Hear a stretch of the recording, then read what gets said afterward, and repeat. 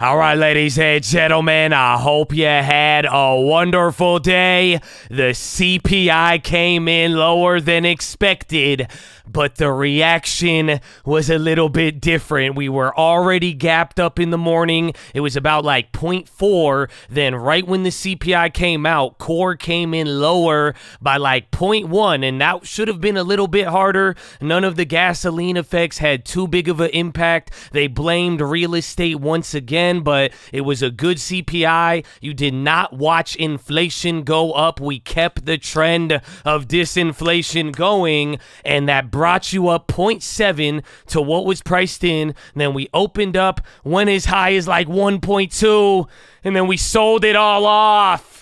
Oh my goodness. So we've been dealing with this on the day-to-day basis. We've been talking about these events. There is something big that happened in bonds, or at least a couple of things that I want to go over, and that's what I'm going to share with you, because besides what we had today, I was looking for the excuse to move. It does not look like we have it just yet. However, you got a PPI in the morning, and we'll see. Otherwise, we bring it into next week with not so much data. So Chad, we have a lot to talk about. I have a bunch of plays from the yen to Rite Aid, and I think I got like one or two more, and I saw the Disney too early.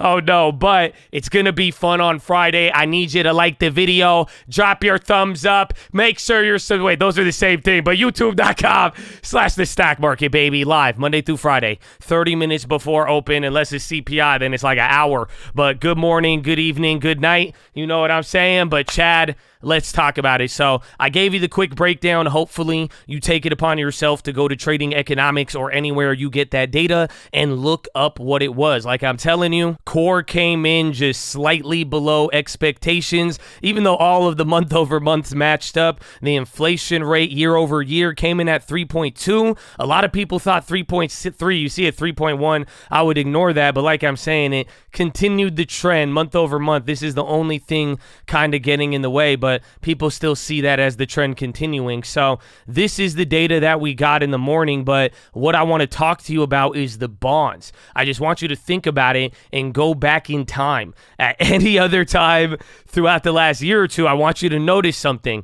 Anytime you had a good CPI where inflation was going down, the last thing people did was sell off the bonds after everybody always thinks the bonds are going to rip, right? So this is why today was interesting, because you had a bid and then it sold off. I've been telling you how that is not what we want to see in the mornings. Again, you turn on extended hours, it liked the data at first, then all of a sudden, like a mountain of supply hit, it started to drop. What did happen? There was a 30-year bond auction, and that got in the way. And the first thing I want you to notice is, one, this is quite frankly the opposite reaction with what this data showed, and it kind of hints you have more data on the way. That's another possibility to take into mind. But another thing we saw today, there was a lot of talks on budgets and spending, and the budget, I think it came in about $100 billion above. You got comments from Manchin after hours. Biden sent a letter to Congress talking about the full year 24 budget statement,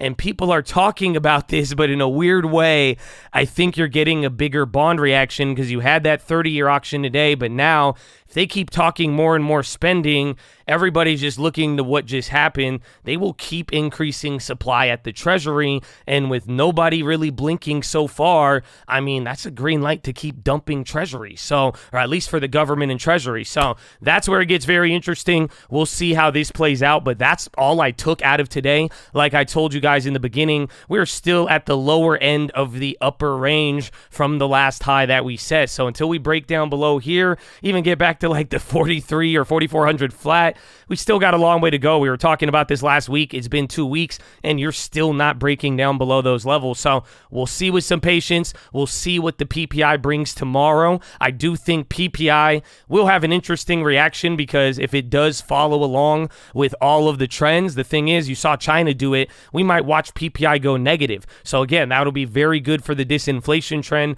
Hopefully people don't start saying and screaming recession. We'll see what the bonds do, but that is probably going to be the notable highlight out of tomorrow. And the PPI, just not to mention, I'm saying the market's just looking for an excuse, upper range, lower range, until we get into Powell, because after the burn week, next week, there's not much data. Then it is young Powell at Jackson Hole. But Chad, I hope you're ready for all of it. But now, let us get into the plays. So, right off the bat, I got a couple of crazy plays. So, actually, only one. MPW's up on here, and I got distracted with my other plays. I wanted to average at the 840. I didn't, but maybe it goes down to our long-term, one of the areas where we could start greenlighting it, but we'll talk about that in a little bit. But the other crazy play, Rad. Rite Aid, bro. It's even, is this dropping after hours? I don't know if it came up or not, but yeah, I bought 20,000 shares today around like 236, I believe. So right above where I bought it the first time. I wanted to wait a little bit. I got a little too jumpy. I do have another set I'm willing to play on it, but I was saying it today. None of this is a recommendation. I don't think this is a smart play. I think it is quite stupid, and quite frankly, it's already shorted and hyped up enough. I don't want to pump it, and that's not what I'm trying to do. However, there's no actually however to that. All I'm saying, my logic and what I'm looking for, I just think it's undervalued. I'm going to leave it there. I'm willing to take a bigger risk for now, and I could also manage in and out of it. But here's the thing I want from you. Pick this play apart. Tell me why Rite Aid is going to fail. I want to know why this is the worst play in the world, and this is where I'm inviting it. You know, I make some good plays at the time. I get the advice when I'm not even asked for. I want you to tell me why Rite Aid is going to fail. So that's what I'm in. I have a total of 22,000 shares, average about 236. I would be down to buy more, but again, it's more speculative. I'm looking to flip it. I could go in and out at any time. I mean, I'll be ready to sell even with a 10% gain, but also too, I just think it is all about the value here. Now, that's play number one. Play number two, YCL. I made an average down. I opened up that old yen trade. That day was like, what, June 16th? I think that was around one of the Fed days, or give or take, before the day of Powell. So that was my latest future, and I made an average down on YCL. Last time I bought this was in December, so it's low-key kind of been clobbered there, I guess. December, wasn't too bad. And one thing to keep in mind, somebody said this looks like the UVXY, and although you may get that impression, just remember, this is supposed to reflect the value of the yen. Now, consider the leverage, look into that, how it could get diluted and all of that good stuff, but for the most part, this should borderline look like a chart of the yen. There's also FXY, but I finally made my average down. I already have the levered play from June on the future. Thought I would go with 100 shares of YCL here, scale in as it's hitting a breaking point. Again, from right here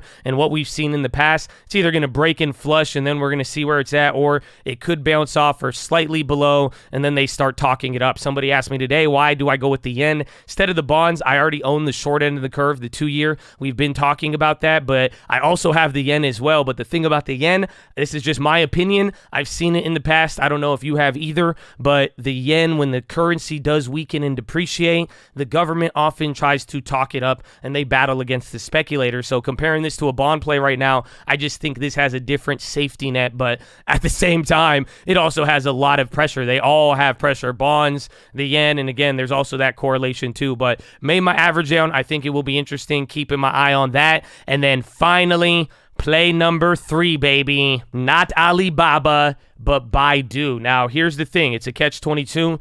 I like it. I don't love it. But what I've noticed with kind of how Baba moved, Baidu was the leader. They've kind of been slowing down. Baba's been doing the heavy lifting. JD, remember we had to flip on that. They've been coming up. So we did good on Baidu already this year. And what I'm saying is I like it, but watch the China plays. I'm not ready to buy it, but I'm going to keep my eye on it for any of the dips. And again, Baba had good earnings today. I would keep my eye out for any of those China plays. So those are the main plays. That is all I did. Actually, no, not that's all I want to do. But as far as what I did today, I just closed out the Origin, man. It hurt my soul, bro. Okay, I lost 1,400. It was a small play. It just dropped 50%. So I'm going to look to get more information. I think they changed some of their model, but overall, I would blame it more on the SPACs. There's probably going to be a trade there somewhere, but I was just over it again. And there's even, I need to get out of the dock end. That's something here. I don't know if you learned from it. It's like I'm kind of sad about it, kind of pitiful, tail between the legs. But out of this earnings season, I just got clapped on the plays like I didn't really want to play. It wasn't the big dogs like dock end. I was going for a flip. I did not manage it. Again, lackadaisical, lazy, call it whatever you want, but got to pay for it. Again, Origin, I did think there was stability, and I tried to keep, again, I did a $2,000 position or like a $3,000 position, but again, 50%, you know, I didn't know it would take 50, but it's like, it's a SPAC. So maybe it's like, so that's something to learn from there, something I get to take away, and it gets to highlight too. You know, you get some good plays and work hard. It just sucks to take some of those. But other than that, close that out. Again, I got unrealized ones. Maybe we'll see how we balance it out with taxes and anything, but got to keep playing. But I'm going to be watching the plays that I told you here. Got some big leverage on some, or got some big size. We'll see how it plays. And like I told you, MPW, maybe we get some long-term picks. Just going to be open to everything, but also still kind of patient as we just figure out what's going on, especially since the last 2 weeks are crazy. Got to default all of that. So I hope you're ready, but that's your watch list, ladies and gentlemen. Make sure hydrate healthy, ready to go. Make sure you post your watch list. Make sure we see you there in the morning. I need the armor on. I need the helmet shining. And I need you to remember, mind and body, but something's more important, the soul. And the soul is just the gatekeeper between the two. I don't know how deep I'm getting on the watch list. All I'm saying, baby, I hope you got a good soul. Watch your soul, baby, and get some soul. Brett, that's okay. Maybe it's too deep for you. Bring some soul, baby. You know what I'm saying? Bring some soul to everything you're doing, okay? Whatever it is you're part of, your community, let's go, baby. It's game time. So, Chad, you are already ready. You know this. The long-term 10%, let it guide you, but also don't rush in and head on a swivel. It is a long journey, and let's go, baby. Head in the game. That's it. That's all I got for you. It's hype. It's Friday now. We made it, Chad. Oh, whoa, that was cool. Oh, whoa. Oh, I like it. I look like I was edited. That's AI, dude. Generative AI. It's generative. Look at that. Can you make me a picture? No? I offended. Someone's really mad that that's okay, bro. It's okay. I love AI too. I'm just saying, you ever call the phone, bro? You know, and they're like, how can I help you? Press what? Can you say that again? Oh, account services. Did you say you're hurting my mother? Then it's just, I hate it, bro. Okay. Was that awkward enough?